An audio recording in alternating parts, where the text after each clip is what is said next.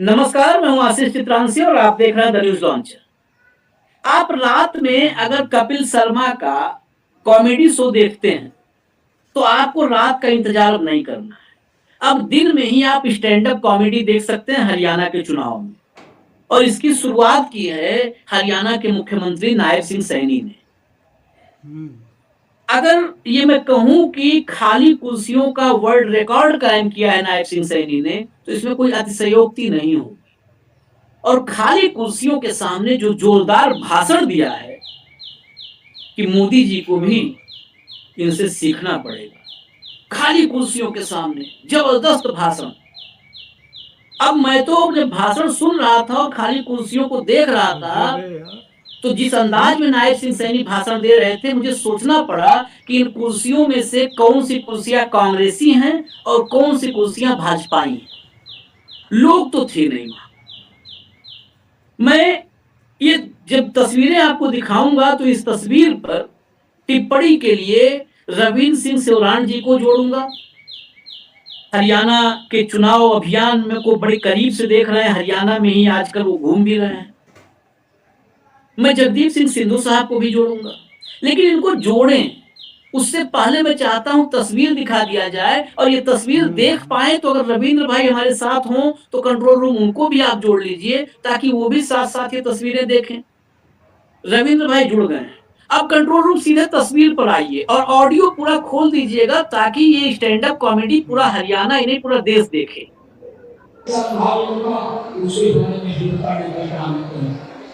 मैंने ये भी पूछा था कि किसानों के ऊपर आपकी सरकार ने गोली चली थी, कब चली थी, उसके बारे में भी बताने का काम करें। मैंने ये भी पूछा था गरीबों की बस्तियों को आपने हवाले करने का काम आपकी सरकार में हुआ था, उसके बारे में भी बताने का काम करें। भाइयों, मैंने ये कुछ क्वेश्चन और भी थे, मैंने इसे पूछने का काम किया था।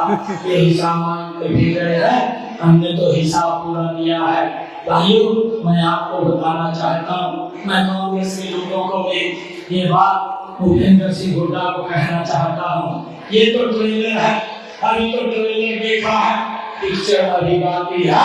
8 तारीख के बाद कांग्रेस को पिक्चर दिखाने का काम आप सबके आशीर्वाद से करेंगे। आप इतनी भारी संख्या की लाए हैं। रविंद्र भाई अद्भुत अकल्पनीय, मेरे पास शब्द नहीं है। ये ट्रेलर है, कह रहे हैं सैनी साहब कि ये तो अभी ट्रेलर है, फिल्म अभी पिक्चर भी बाकी है। जब ये ट्रेलर है तो पिक्चर कैसी होगी? मतलब ऐसी पिक्चर होगी कि कोई नहीं होगा, सिर्फ कुर्सियां ही होंगी। जो 100-200 लोग हैं ये भी हटा देंगे। दो तीन बातें बड़ी गौर करने वाली हैं। एक तो ये ट्रेलर है, दूसरी चीज उन्होंने कहा कि मैं हुड्डा साहब से कहना चाहता हूं उन कुर्सियों में से कौन सी कुर्सियां हुड्डा की आदमी है वो भी पता चलनी चाहिए कि हुड्डा की कुर्सियां जो हुड्डा तक पहुंचाएंगी संदेश, क्योंकि कुर्सियां ही है वहां पर। मतलब जो फ्रंट रो में चेयर रखी है सामने बिल्कुल नायब सिंह सैनी के, वो कुर्सियां भी खाली है। भाई अद्भुत गजब का चुनाव है। और उसके बाद एक बात और कहा उन्होंने, हम पूरा हिसाब दे रहे हैं। पहली बार मैंने इस देश में एक नेता देखा जो आदमियों को, मतदाताओं को छोड़िए, खाली कुर्सियों को हिसाब देने को तैयार है। खाली कुर्सियों को हिसाब दे रहा है। आशीष भाई नमस्कार। नमस्कार। नमस्कार। देखिए, ये जो स्थिति बीजेपी की बनी है, ये किसी दूसरे की वजह से तो बनी नहीं है, ये तो खुद की अपनी जो गलत नीतियां हैं और उनकी वजह से बनी है। और इन्हीं कुर्सियों को भरने के लिए बीजेपी कोशिश कर रही थी कि चुनाव को कुछ दिन तक और टाल दिया जाए, और इन्हीं कुर्सियों को भरने के लिए उनको लोग नहीं मिल रहे, तभी बीजेपी की दिक्कतें ज्यादा बढ़ती चली जा रही हैं। और देखिए, ये देहात का इलाका है, देहात के इलाके में किसान रहते हैं, और इसीलिए यही बीजेपी की सबसे बड़ी तकलीफ है। आज अगर बीजेपी जिस तरह की पॉलिटिक्स करती रही, बीजेपी ने तो कहा कि हमारे साथ तो केवल एक जाति नहीं है, बाकी तो सब साथ हैं, तो बाकी लोग क्यों नहीं आए उनके साथ? आज उन कुर्सियों पर बैठने के लिए कोई उनको क्यों नहीं मिला? ये जो बड़ी बड़ी मल्टी स्टोरी बिल्डिंग्स बीजेपी सोच रही थी कि इनमें से उनको लोग आएंगे, हो सकता है वोट उनको मिले उन इलाकों से, लेकिन हरियाणा इसीलिए जरूरी है सब पॉलिटिकल पार्टीज के लिए, चाहे दिल्ली हो, चाहे कोई और हरियाणा में कोई रैली हो, उसमें लोगों को, कुर्सियों को भरने के लिए हरियाणा के किसान ही जाते हैं। और उन्हीं किसानों के साथ बीजेपी ने पिछले 10 साल में जिस तरह का व्यवहार किया वो तो हमने और आपने देखा ही है। तो ये बीजेपी के बिल्कुल आज हम लोगों ने भी एक पूर्व गवर्नर से मुलाकात की तो उनका भी यही विचार है कि अब ये समय आ गया है जब बीजेपी को जाने का वक्त आ गया है और उनका जो भी दाम है वो उल्टा पड़ रहा है। और किसान हरियाणा के देखिए सब समझ गए हैं अब इस बात को, देहात के लोग भी समझ गए हैं कि जिस तरीके से हरियाणा को जातिवाद में बांट दिया और उसका कितना नकारात्मक असर पड़ा। आज वही लोग जो है इनकी रैलियों में कोई आने को तैयार नहीं है, लेकिन एक जमाने में तो लोग यहाँ भी आते थे, इनकी बातें सुनते थे, लेकिन वो भरोसा खत्म हो गया।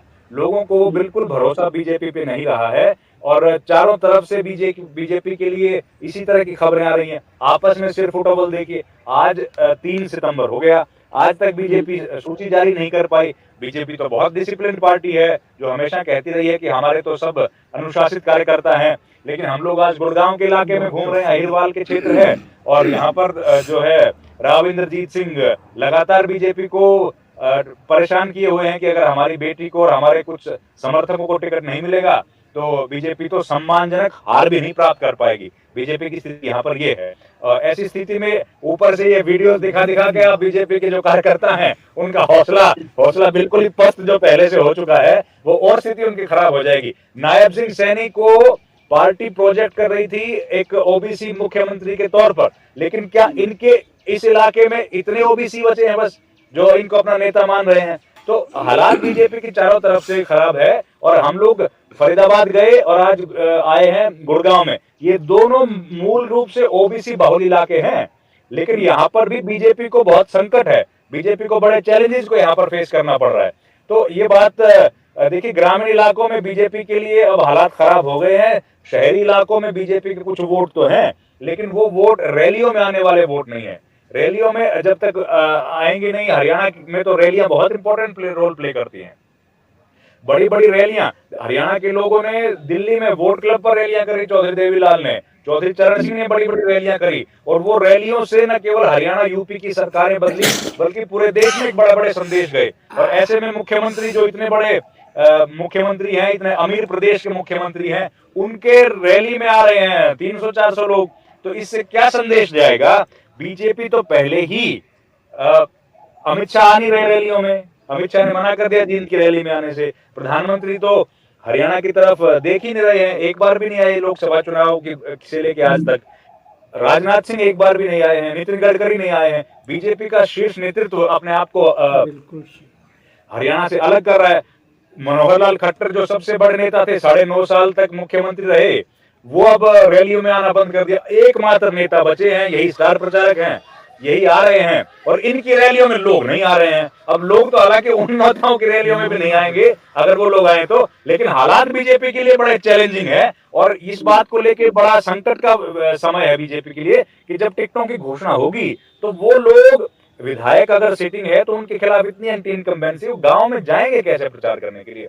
और ऊपर से कंगना रनौत तो है इनको लीडरशिप देने के लिए। सर खैर, मेरे व्यंग के लिए माफी मैं चाहूंगा अगर किसी को बुरा लगे, लेकिन वाकई ये हालात देखिए, कुर्सियां देख करके अगर आने का मन भी होगा ना अब मोदी और शाह का, तो अब नहीं आएंगे। ये 300 कुर्सियां विजुअल दिखाते रहिए, दर्शकों को देखना जरूरी है भाई। मैंने आज तक इतनी रैलियां देखी, ऐसी रैली नहीं देखी कि शुरू से आखिर तक कुर्सियां खाली हैं, जो 2-4 बीच की गैलरी में घूम रहे हैं वो भी वापसी की तरफ हैं, वो भी वापसी की तरफ है। और ऐसा स्टैंड अप कॉमेडियन, गजब की स्टैंड अप कॉमेडी की है, खाली कुर्सियों से इतने उत्साह के साथ भाषण देना, ये कला भाई सैल्यूट करना पड़ेगा नायब सिंह सैनी को। खाली कुर्सियों से कह रहा मैंने हिसाब दे दिया। भूपेंद्र सिंह हुड्डा से मैं कहना चाहता हूं, ये अभी ट्रेलर है, अगर ये ट्रेलर है तो फिल्म के लिए टेंट हाउस वाले तैयार नहीं है देखने के लिए। टेंट हाउस वालों का नुकसान हरियाणा में इस बार हो जाएगा, क्योंकि अगर इस रैली में इतनी भीड़ है तो कुर्सियां आगे से कम लगेंगी, आगे से 100-200 कुर्सियों से ही काम चलेगा, टेंट हाउस वालों का नुकसान होगा। मैं सिंधु साहब से एक सवाल लूंगा। सिंधु साहब, ये जो रैली दिख रही है, इस रैली में मुझे मतदान से पहले ही हरियाणा के रुझान दिख रहे हैं, क्या आपको दिख रहे हैं इस रैली से रुझान हरियाणा के? और अगर दिख रहे हैं तो क्या रुझान दिख रहे हैं आप? आशीष जी, जहां तक अभी चुनाव का समय है, लोकसभा चुनाव में आप ही के चैनल पे एक प्रोग्राम में मैंने बोल दिया था, हालांकि मेरा किसी पार्टी के प्रति कोई झुकाव या पूर्वाग्रह नहीं है, लेकिन ये वास्तविक परिस्थितियां हैं धरातल की, जिनको रविंदर, हम या हमारे अन्य सहयोगी निरंतर आप लोगों के सामने, हमारे दर्शकों के सामने लेके आते हैं। और ये वास्तविकताएं जो सामने आ रही हैं, ये इनके जो लक्षण हैं वो लोकसभा चुनाव में दिखने लगे थे जब इनका विरोध होना शुरू हुआ था। और जो धरातल की सच्चाइयां हैं वो चुनाव के इतर अलग तरीके से वो पहले से ही हरियाणा में दिखने लगी थी, जब हरियाणा के विभिन्न वर्ग सड़कों पे आने लगे थे, अलग अलग जगह हड़ताल होने लगी थी। और उसमें जितने भी सरकारी कर्मचारी हैं, वो भले किसी भी विभाग के हों, उनकी समस्याओं के समाधान पिछले 9.5 साल में नहीं हुए।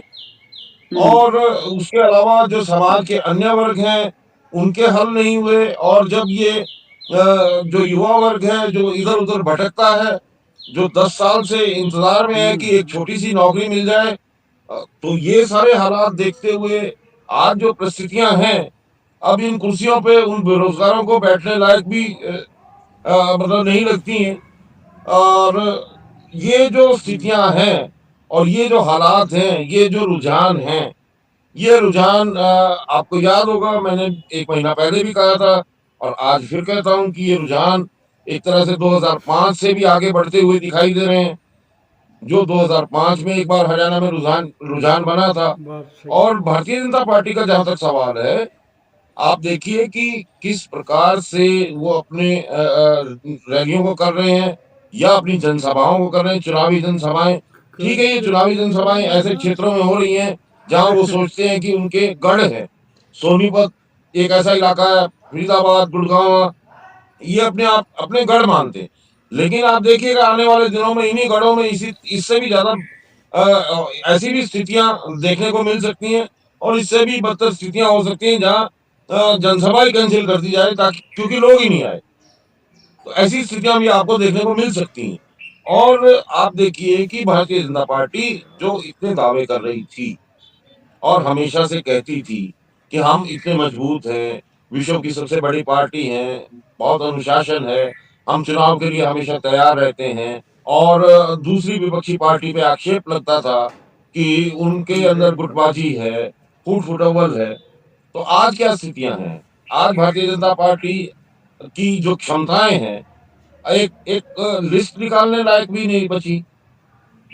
एक लिस्ट पे ही बात करेंगे।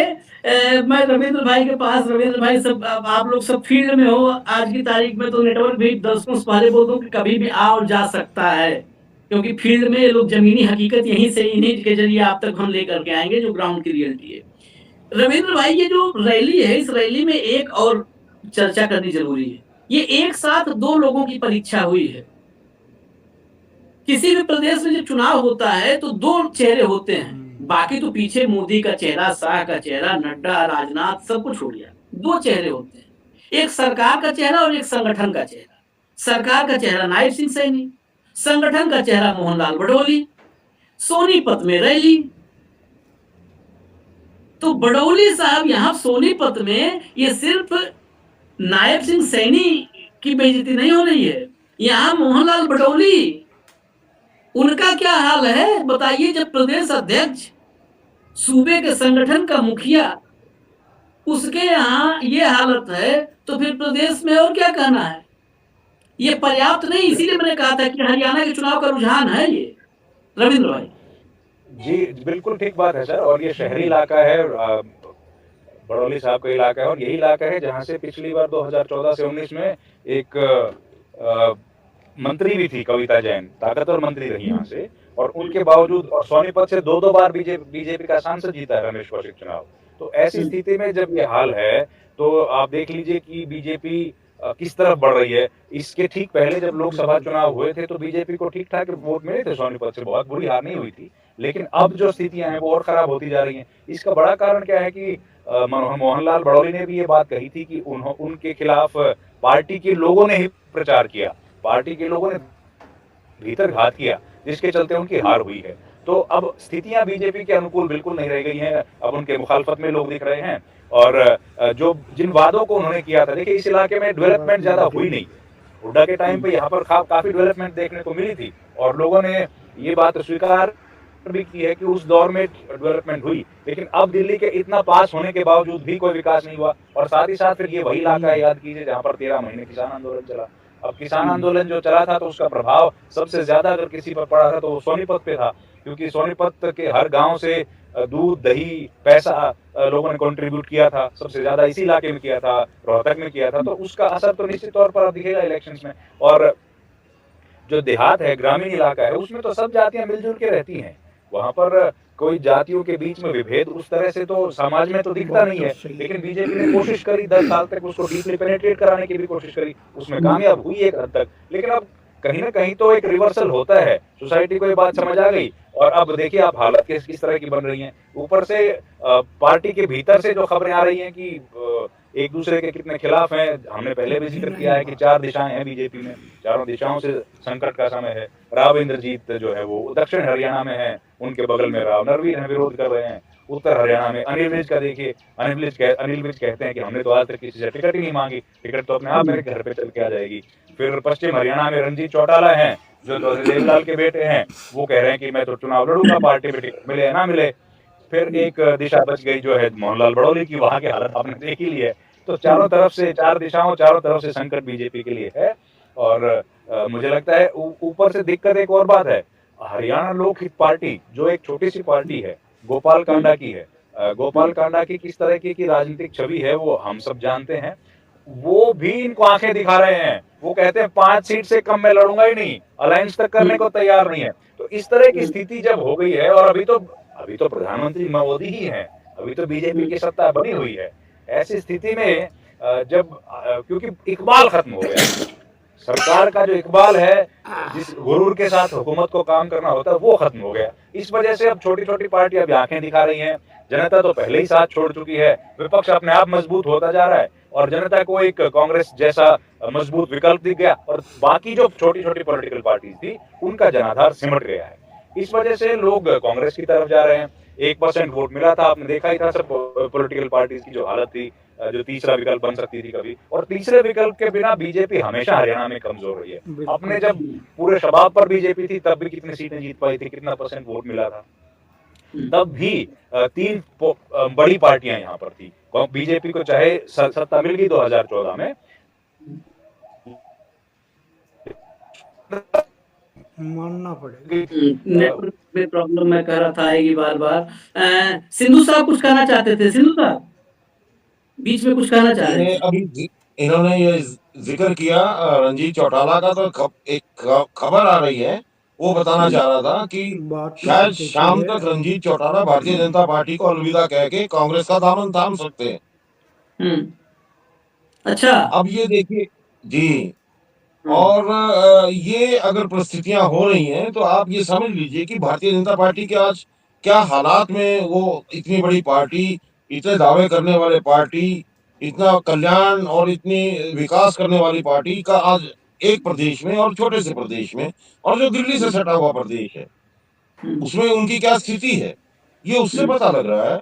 और जो चुनाव की परिस्थितियां हैं, उस चुनाव की परिस्थितियों में जो देखिए, जो लोकसभा का चुनाव हुआ था, वो हो सकता है राष्ट्रीय मुद्दे उसमें केंद्र में रहते हैं, लेकिन जो जो जो विधानसभा का चुनाव है, वहां जो जनप्रतिनिधि चुनने हैं उनको, वो उनके स्थानीय जनप्रतिनिधि हैं, और यहाँ प्रादेशिक मुद्दे ही केंद्रित रहते हैं।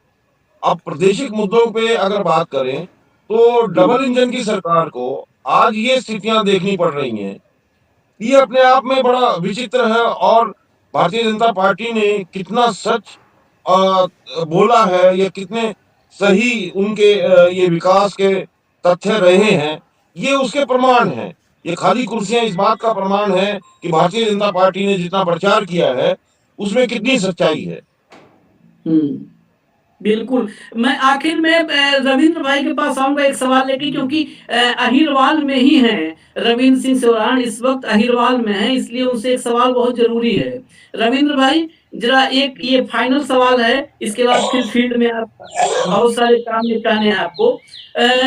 रविंद्र भाई, जरा ये महत्वपूर्ण सवाल है क्योंकि आप अहिरवाल में हैं, इसलिए आपसे सवाल है। राव दानवीर का एक बयान आया है, उन्होंने कहा है कि अगर मुझे टिकट नहीं मिलता है तो मैं कांग्रेस में चला जाऊंगा। भाजपा में ये भी पहली बार देखने को मिल रहा है कि सीधे सीधे आला कमान को धमकी, ये धमकी ही है, ये खुली धमकी राव नरवीर की जो मैंने अभी खबर देखी जो है वो है कि अगर टिकट नहीं मिला तो मैं कांग्रेस में चला जाऊंगा, भाजपा छोड़ दूंगा। ये खबर बहुत झटका देने वाली है। आप अहिरवाल में हैं इसलिए मैं आपसे समझना चाहता हूँ, क्या स्थिति ये हो गई है कि अब सीधे भाजपा के टिकट के दावेदार आला कमान को, मोदी शाह को धमकी देंगे? बिल्कुल, देखिए राव नरवीर इस इलाके के बड़े नेता हैं और राव इंद्रजीत के बाद अगर हम कहें कि दूसरे नंबर से सबसे बड़े नेता हैं तो अतिशयोक्ति नहीं होगी, क्योंकि वो भी 2-3 पीढ़ी से विधायक और मंत्री रहे हैं और उनके भाई भी पॉलिटिशियन हैं और ये इनके भाई के जो बेटा है, उनकी बेटा जो है उनकी शादी हुई है शरद यादव के परिवार में।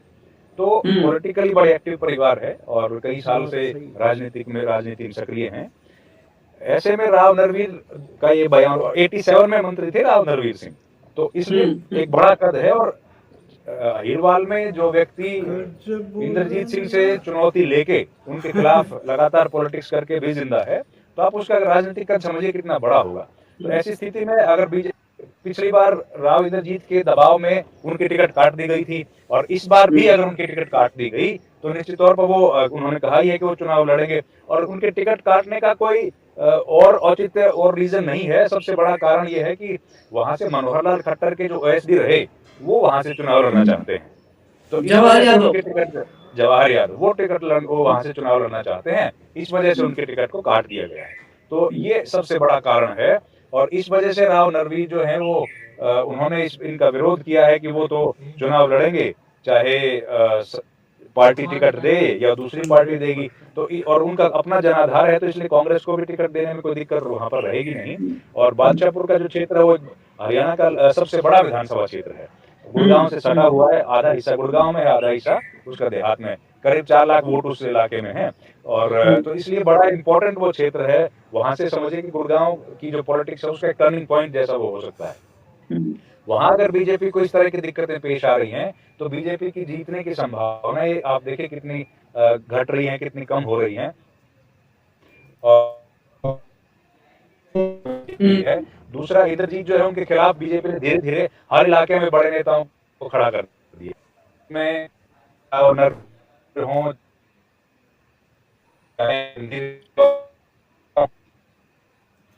फिर नेटवर्क की दिक्कत, मैंने कहा था फील्ड में सब लोग। खैर प्रोग्राम खत्म करते हैं, लेकिन राव नरवीर की धमकी खुलेआम, ये धमकी स्थानीय लोकल लीडरशिप को नहीं है, दिल्ली को है कि टिकट नहीं दोगे। अब वो निर्दलीय भी नहीं लड़ने को कह रहे हैं, वो कह रहे हैं कि मैं अकेले निर्दलीय नहीं लड़ूंगा इस बार, मैं कांग्रेस में जाऊंगा। और 4.5 लाख सबसे बड़ी विधानसभा है, 4.5 लाख, 1.25 लाख तो वहां पर यादव हैं।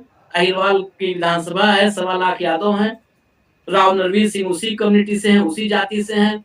और जवाहर यादव जो ओएसडी रहे हैं, खट्टर के करीबी रहे हैं। जवाहर यादव से अब पूरा हरियाणा परिचित हो चुका है खट्टर के चलते। सुधा यादव भी वहां से नाम अपना आगे कर रही हैं, वो भी लड़ना चाहती है चुनाव। उस घमासान में नरवीर अगर छोड़ देते हैं भाजपा तो ये सर मुड़ाते ही ओले पड़ने वाली स्थिति होगी और अहिरवाल में भाजपा को शुरुआत में ही बगावत झेलनी पड़ेगी। खैर सोनीपत से जो तस्वीरें आई हैं वो नायब सिंह सैनी और बडोली दोनों के लिए चिंता का सबब है। फाइनल कमेंट कुछ बोलना चाहते हैं सिंधु साहब, फिर खत्म। आशीष जी, मैं ये बताना चाह रहा हूँ कि आज जो परिस्थितियां हैं चुनाव को लेके और जो टिकटों के वितरण को लेके, उसमें एक और चीज सामने आ गई है। उसमें जो 3 अलग अलग लॉबी है भारतीय जनता पार्टी की हरियाणा में, जो अलग अलग रूप से सक्रिय हैं, उसमें आने वाले समय में आप देखेंगे कि अलग अलग लॉबी से कौन कौन किधर किधर जाता है, शिफ्ट होता है। क्योंकि अभी टिकटों में वो जो सहमति बननी थी उस तरह से बन रही नहीं है और जो लॉबी है वो एक दूसरे के लिए अड़चने पैदा कर रही हैं।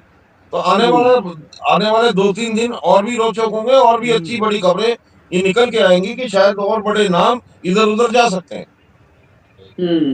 चलिए इंतजार करते हैं। अभी तो नायब सिंह सैनी ने कहा ये ट्रेलर है, पिक्चर अभी बाकी है, तो अभी ट्रेलर ही मानिए, अभी पिक्चर आने वाली है, अभी देखेंगे कौन कहाँ जाता है। फिलहाल इजाजत मैं दीजिए। उसको भूमिका बना रहा था। हाँ, खाली कुर्सियों की ये तस्वीर अभी देखते रहिए, अभी तो शुरुआत है, ये भी ट्रेलर है, अभी इसकी फिल्म आएगी। इजाजत दीजिए, न्यूज़ लॉन्चर देखते रहिए। नमस्कार।